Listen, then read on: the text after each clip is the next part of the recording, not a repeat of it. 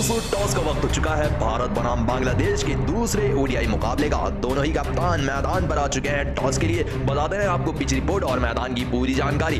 दोस्तों ये वही मैदान है ढाका का जहां पहला ओडीआई मुकाबला खेला गया था बांग्लादेश और भारतीय टीम के बीच में। दोस्तों आप सभी को बता दें पहले मुकाबले में भारतीय टीम को हार का सामना करना पड़ा था, जिसके चलते अब शुरू हो चुका है भारत बनाम बांग्लादेश का दूसरा ओडीआई मुकाबला। दोस्तों ये ग्राउंड काफी अच्छा था, यहाँ एवरेज बल्लेबाजी का स्कोर था 250 रन। अब बात कर लेते हैं टॉस की। दोस्तों दोनों ही कप्तान जब आमने सामने आएंगे तो पिच को मद्देनजर रखते हुए जो भी कप्तान इस मुकाबले में टॉस जीतेगा वो टॉस जीतकर गेंदबाजी ही करेगा। बांग्लादेश अगर गेंदबाजी करती है और टॉस जीतती है तो भारतीय टीम को वापस से फिर से बल्लेबाजी करने आना होगा, या फिर अगर भारत के खिलाफ बांग्लादेश टॉस हार जाती है और भारतीय टीम टॉस जीतती है तो बांग्लादेश को पहले बल्लेबाजी करना आना होगा। लिटन दास भी टॉस जीतते हैं तो गेंदबाजी करेंगे, रोहित शर्मा भी टॉस जीतते हैं तो गेंदबाजी करेंगे, क्योंकि पिच पर बल्लेबाजी के लिए 250 रन का स्कोर काफी बेहतरीन और विनिंग टोटल माना जाएगा, जिसके हिसाब से 6 बल्लेबाज और 4 गेंदबाज आप अपनी टीम में रख सकते हैं और यही प्लेइंग 11 आपको कारगर साबित होगी। लेकिन दोस्तों आपको क्या लगता है, क्या भारतीय टीम ओडीआई मुकाबला जीत पाएगी या नहीं, हमें कमेंट में जरूर बताएं। भारतीय टीम की तूफानी बल्लेबाजी देखने को मिली दूसरे ओडीआई मुकाबले में। दोस्तों जल्दी शुरू होने वाला है भारत और बांग्लादेश का दूसरा ओडीआई मुकाबला। दूसरे ओडीआई मुकाबले से ठीक पहले अभ्यास मुकाबले में विराट कोहली ने शतकीय बल्लेबाजी की। ये देखिए विराट कोहली का तूफानी शॉट।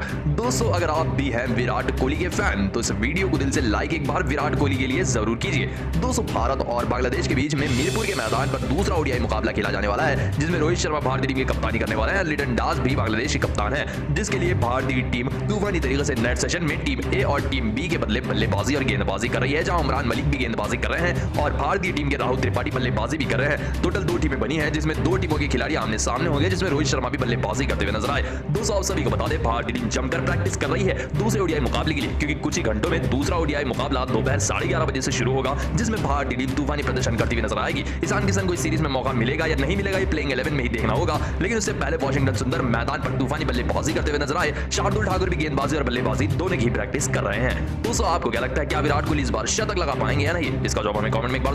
दोस्तों अगर आप रोहित शर्मा को एक अच्छा खिलाड़ी मानते हैं तो वीडियो को लाइक जरूर कीजिएगा। दोस्तों शुरू होने वाला है भारत बनाम बांग्लादेश का दूसरा ओडीआई मुकाबला।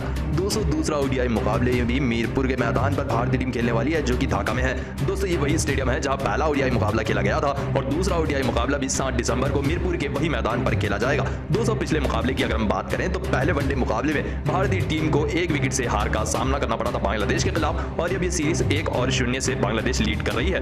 दोस्तों ये 3 ओडीआई मुकाबलों की सीरीज है। अब भारतीय टीम के पास सिर्फ 2 ही मुकाबले हैं सीरीज को जीतने के लिए, और अगर बांग्लादेश एक और मुकाबला जीतती है तो सीरीज भी जीत जाएगी। भारतीय टीम की अगर हम प्लेइंग 11 की बात करें तो भारतीय टीम की प्लेइंग 11 में होंगे रोहित शर्मा कप्तान, शिखर धवन दूसरे सलामी बल्लेबाज, तीसरे नंबर पर आएंगे विराट कोहली, चौथे नंबर पर आएंगे श्रेयस अय्यर, 5वें नंबर पर आएंगे वाइस कप्तान भारतीय टीम के और विकेट कीपर बल्लेबाज केएल राहुल, ऑलराउंडर में होंगे वाशिंगटन सुंदर स्पिन गेंदबाज और शहबाज अहमद स्पिन गेंदबाज, तेज गेंदबाजों में होंगे शार्दुल ठाकुर, दीपक चहर, मोहम्मद सिराज व कुलदीप सेन।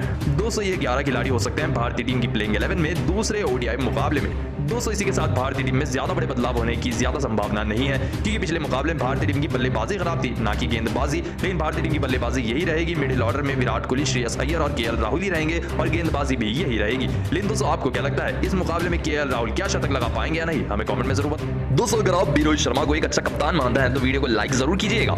दोस्तों समाप्त हो चुका है भारत और बांग्लादेश का ओडीआई श्रृंखला का पहला ओडीआई मुकाबला, और आप सभी को तो पता ही है बांग्लादेश ने मुकाबला 1 विकेट से जीत लिया है। लेकिन क्या आपको पता है ये 1 विकेट भारतीय टीम ने पहले ही ले ली थी, लेकिन भारतीय टीम की एक बड़ी गलती भारतीय टीम के ऊपर काफी ज्यादा भारी पड़ गई। दोस्तों आप सभी को बता दें जब मेहंदी हसन बल्लेबाजी कर रहे थे और बांग्लादेश को जीत के लिए 50 से ज्यादा रनों की दरकार थी और बांग्लादेश के पास सिर्फ एक ही विकेट बाकी थी और मेहंदी हसन इकलौते ऐसे बड़े बल्लेबाज थे, तब मेहंदी हसन ने शार्दुल ठाकुर की इस गेंद को हवा में खेल दिया। गेंद हवा में जा रही थी, गेंद के नीचे आ गए केएल राहुल, गेंद राहुल के दस्तानों पर भी लग गई, लेकिन वो गेंद उनके दस्तानों से लगकर गिर गई। दोस्तों मेहंदी हसन सिर्फ 15 रन पर खेल रहे थे, वो अगर कैच पकड़ लेते 9वीं विकेट गिर चुकी थी बांग्लादेश की, मेहंदी हसन की 10वीं विकेट हो जाती और भारतीय टीम 35 रनों से मुकाबला जीत जाता। जी हां दोस्तों मेहंदी हसन की कैच ड्रॉप केएल राहुल के हाथों हुई, वो भी सिर्फ 15 रन पर, जिसके चलते मेहंदी हसन ने अंत तक बल्लेबाजी की, 38 रनों की शानदार पारी खेली और बांग्लादेश को 1 विकेटों से शानदार जीत दिलाई। दोस्तों यही वो पल था जहां केएल राहुल ने कैच छोड़ा और भारतीय टीम को हार का सामना करना पड़ा। दोस्तों आपको क्या लगता है, क्या राहुल की गलती की वजह से भारतीय टीम ये मुकाबला हारा, इसका जवाब हमें कमेंट में एक बार जरूर बताते हुए जाएं। दोस्तों अगर आप भी भारतीय टीम को एक अच्छी टीम मानता है तो वीडियो को लाइक जरूर कीजिएगा। दोस्तों समाप्त हो चुका है भारत बनाम बांग्लादेश का पहला ओडीआई मुकाबला।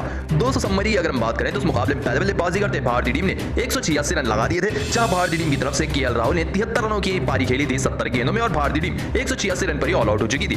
दोस्तों इतने लक्ष्य का पीछा करते हुए बांग्लादेश की भी शुरुआत बेहद ही खराब रही थी। शुरुआती ओवरों में तो भारतीय टीम की तरह ही हाल था बांग्लादेश का। मध्य क्रम में शुरुआती ओवरों में अच्छी पार्टनरशिप हुई, लेकिन भारतीय टीम ने आखिरी ओवर तक यानी कि आखिरी विकेट तक इस मुकाबले को जीत कर रखा था, जहां आखिरी एक विकेट पर अभी भी जीत के लिए बांग्लादेश को 40 रनों की दरकार थी और ऐसा लग रहा था कि एक विकेट बांग्लादेश की टीम आराम से गवा देगी और भारतीय टीम ये मुकाबला जीत जाएगी। लेकिन जिस हिसाब से मेहंदी हसन और मुस्तफिजुर रहमान के बीच में 50 से ज्यादा रनों की साझेदारी हो गई, वो भी आखिरी विकेट यानी कि 9वीं विकेट के लिए, वो क्रिकेट इतिहास में बांग्लादेश के लिए सबसे बड़ी पार्टनरशिप है 10वें विकेट के लिए। इस पार्टनरशिप की बदौलत बांग्लादेश ने 99% हारा हुआ मुकाबला भारतीय टीम से छीन लिया, जिसके चलते बांग्लादेश की टीम ने एक विकेट से भारतीय टीम को ये मुकाबला हरा दिया। अब ये सीरीज 1-0 से आगे बढ़ चुकी है। बांग्लादेश की टीम ये सीरीज लीड कर रही है। दोस्तों, आपको क्या लगता है कौन सी गलती की वजह से भारतीय टीम को इस मुकाबले में हार का सामना करना पड़ा? इसका जवाब हमें कमेंट में एक बार जरूर बताते हुए जाएं। दोस्तों, अगर आप भी विराट कोहली को एक अच्छा खिलाड़ी मानते हैं तो इस वीडियो को दिल से लाइक एक बार जरूर करते जाएं। दोस्तों, समाप्त हो चुका है भारत बनाम बांग्लादेश का पहला ओडीआई मुकाबला। आइए आपको बताते हैं कैसे बांग्लादेश ने भारत के 187 रन के लक्ष्य का पीछा किया।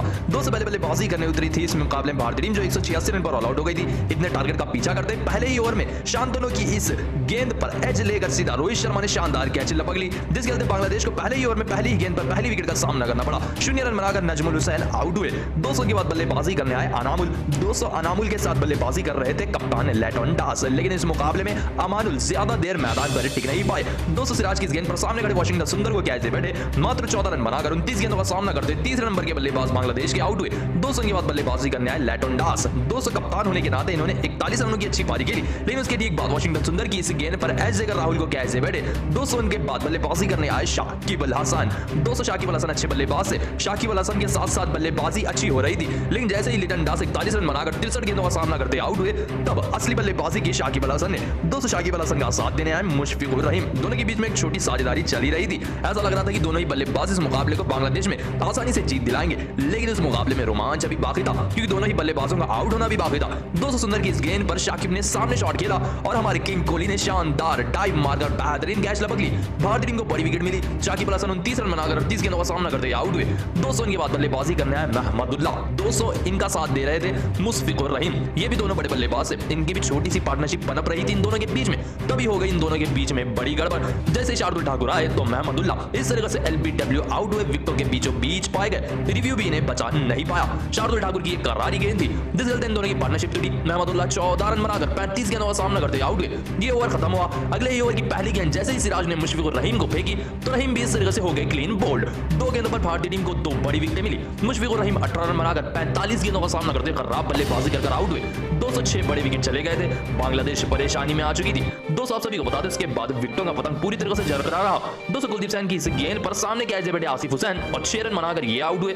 200 इनके बाद इबादत आए थे बल्लेबाजी करने के लिए, लेकिन ये भी पीछे शॉट खेलने के चक्कर में हिट विकेट आउट हो गए और एक ही ओवर में 2 बड़े विकेट मिल गए भारतीय टीम को और यहां से भारतीय टीम के हाथ में मुकाबला आ गया। 200 आप सभी को बता दें, हसन महमूद भी सिराज की अगली ही गेंद पर इस तरह से हो गए एलबीडब्ल्यू आउट और ये गिरी बांग्लादेश की 9वीं विकेट। अब सिर्फ भारतीय टीम 1 रन से दूर थी जीत से और बांग्लादेश को अभी भी जीत के लिए 42 रनों की दरकार थी। ऐसा लग रहा था कि भारतीय टीम में मुकाबला जीत जाएगी, क्योंकि भारतीय टीम पूरी तरह से कब्जे में आ चुकी थी।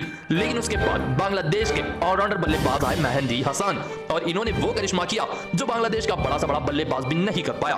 दोस्तों, इन्होंने शानदार बल्लेबाजी की और इस मुकाबले में आखिरी विकेट तक जीवित रखा मुस्तफिजुर रहमान के साथ। बांग्लादेशी टीम को 200 अब सिर्फ 1 और रन दूर थी बांग्लादेश की टीम में मुकाबला जीतने के लिए। इन दोनों ही के बीच में 50 से ज्यादा रनों की आखिरी विकेट के लिए साझेदारी हो चुकी थी और यही वो सिंगल था जिसके चलते बांग्लादेश की टीम ने 1 विकेट बाकी रहते हुए तूफानी मुकाबला जीत लिया। जी हां दोस्तों, कहां ये मुकाबला था, कहां बदल गया बांग्लादेश के हक में। 200 भारतीय टीम ने अच्छा प्रदर्शन किया गेंदबाजी से, लेकिन मेहंदी हसन की 38 रनों की पारी ने भारतीय टीम से मुकाबला छीन लिया। इसी के साथ बांग्लादेश की टीम 1 विकेट से तूफानी मुकाबला जीत गई। दोस्तों, आपको क्या लगता है कौन से कारण की वजह से भारतीय टीम ये मुकाबला हारा? इसका जवाब हमें कमेंट में